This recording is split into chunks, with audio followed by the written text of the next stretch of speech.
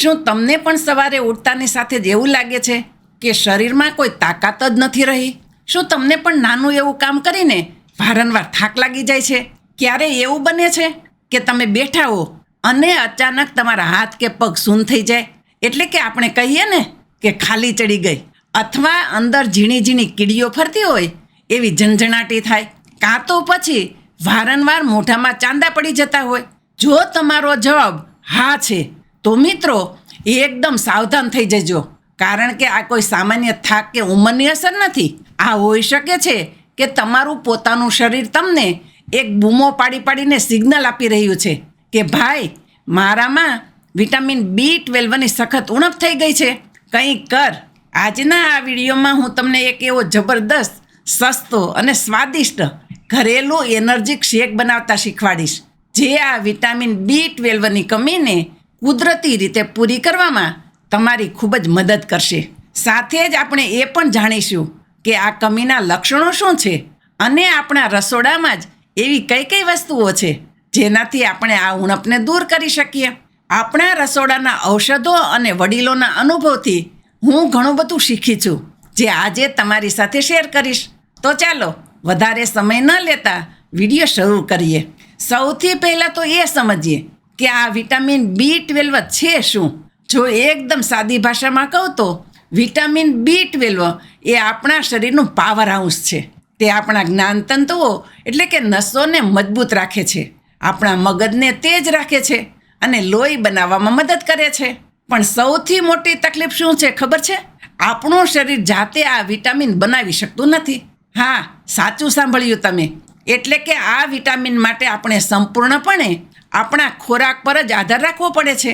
એક રિસર્ચ એવું કહે છે કે આપણા ભારતમાં લગભગ 47થી 50% લોકો વિટામિન B12ની ઉણપથી પીડાઈ રહ્યા છે. અને સૌથી દુઃખની વાત એ છે કે એમાંથી અડધા લોકોને તો ખબર જ નથી કે એમને આ તકલીફ છે. ચાલો હું તમને આપણા જ પડોશમાં રહેતા એક બેનનું ઉદાહરણ આપું. આપણે એમનું નામ રમીલાબેન રાખીએ.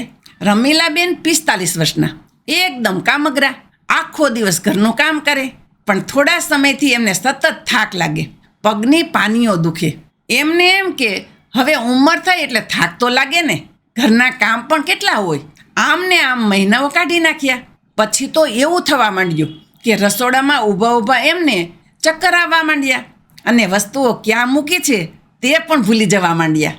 છેવટે જ્યારે એમના દીકરાએ જબરદસ્તી લોહીનો રિપોર્ટ કરાવ્યો ત્યારે ખબર પડી કે એમનું વિટામિન B12 એકદમ તળિયે જતું રહ્યું હતું.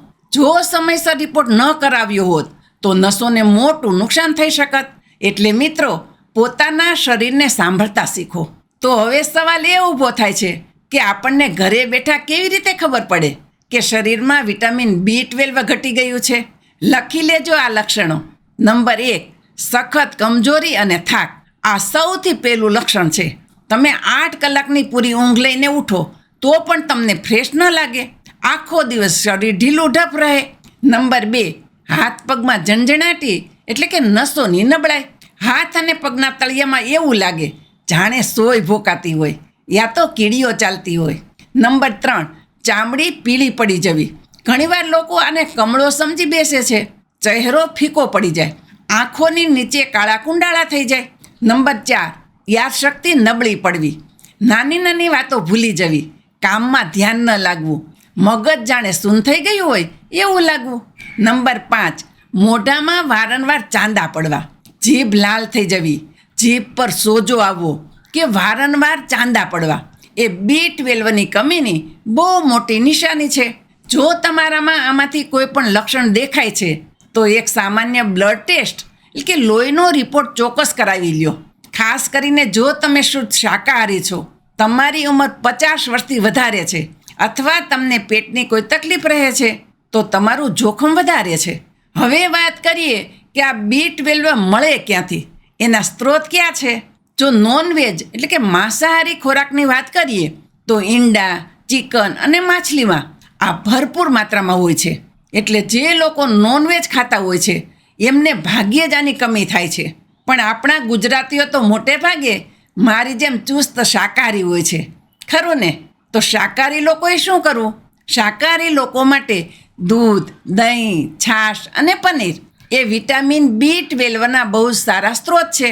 આ ઉપરાંત આપણા ગુજરાતી ઘરોમાં બનતો આથો આવેલો ખોરાક એટલે કે ઇડલી, ઢોસા, ઢોકળા કે હાંડવો, જ્યારે ખોરાકમાં આથો આવે છે ત્યારે તેમાં સારા બેક્ટેરિયા પેદા થાય છે જે B12 બનાવવામાં મદદ કરે છે.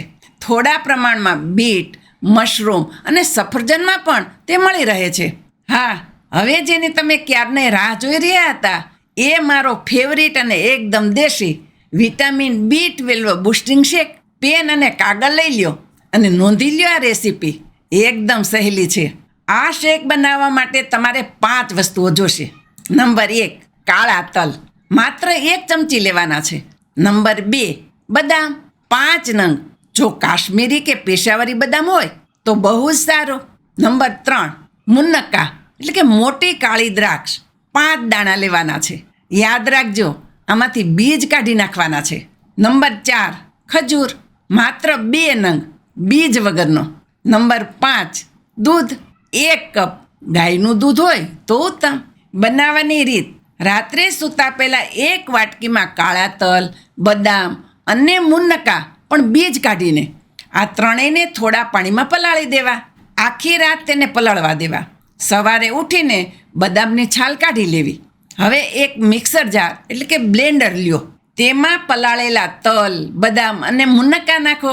સાથે 2 ખજૂર નાખો અને 1 કપ હુંફાળું દૂધ નાખો.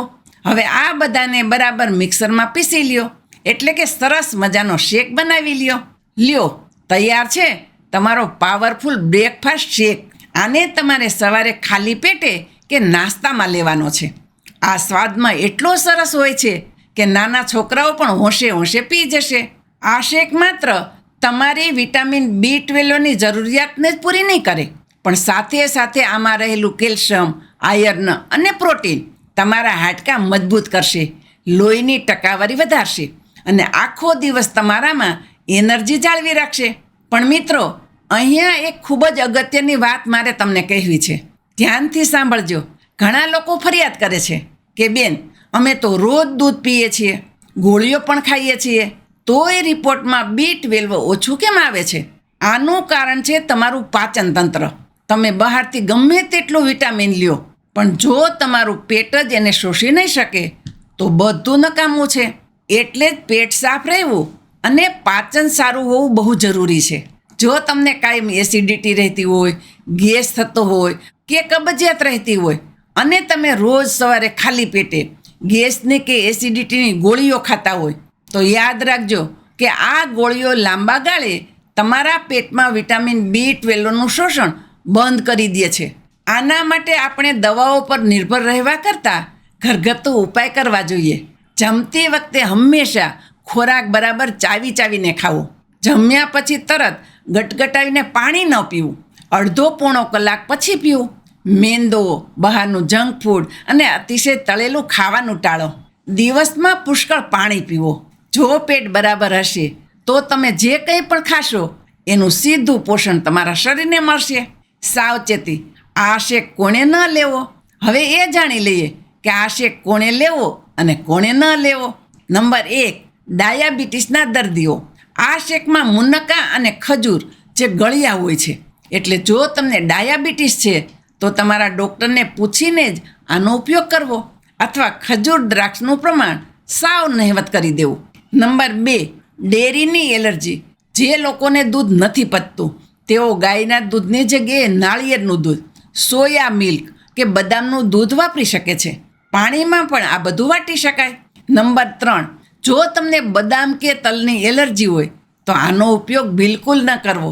તાત્કાલિક ડૉક્ટર પાસે ક્યારે જવું? આ બધા આપણા આયુર્વેદ આધારિત ઘરગથ્થુ ઉપાયો છે, પણ કેટલીક પરિસ્થિતિ એવી હોય છે જ્યાં તમારે કોઈ પણ દેશી ઉપાયો અજમાવવાને બદલે સીધા ડૉક્ટર પાસે દોડવું જોઈએ. નંબર 1, જો તમારા હાથ પગ એટલા બધા સૂન થઈ ગયા હોય કે તમને ચાલવામાં બેલેન્સ ન રહેતું હોય અને તમે પડી જતા હોય. નંબર 2, અચાનક આંખે અંધારા આવવા લાગે, એકદમ ચક્કર આવીને તમે બેભાન થઈ જાઓ. નંબર 3, છાતીમાં ખૂબ જ ધબકારા વધી જાય કે શ્વાસ લેવામાં તકલીફ પડવા માંડે. નંબર 4, યાદશક્તિ એટલી હદે કમજોર થઈ જાય કે તમે તમારા પોતાના પરિવારજનોને ઓળખવામાં કે રોજિંદા કામ કરવામાં ભૂલ કરવા માંડો. આવા સમયે જરાય રાહ જોયા વગર સીધા તમારા નજીકના હોસ્પિટલમાં જઈને ડૉક્ટરને બતાવવું. તો મિત્રો, આ હતી વિટામિન B12 વિશેની કેટલીક મહત્ત્વની માહિતી. મને પૂરી આશા છે કે તમને આ વિડીયો અને મારો આ સ્પેશિયલ દેશી શેક ખૂબ ઉપયોગી સાબિત થશે. તમે 1 અઠવાડિયું આ શેક પી જુઓ અને પછી મને કોમેન્ટમાં આવીને ચોક્કસ જણાવજો કે તમારા શરીરમાં કેવો સુધારો લાગ્યો છે. તમારી એક કમેન્ટ મને આવા બીજા ઉપયોગી વિડીયો બનાવવા માટે હિંમત આપે છે. અને હા, જો તમે હજુ સુધી આપણી ચેનલ પર નવા છો તો નીચે આપેલું લાલ બટન દબાવીને સબસ્ક્રાઈબ કરવાનું બિલકુલ ભૂલતા નહીં, જેથી સ્વાસ્થ્યને લગતી આવી સચોટ અને સાચી માહિતી તમને ઘર બેઠા સૌથી પહેલાં મળતી રહે.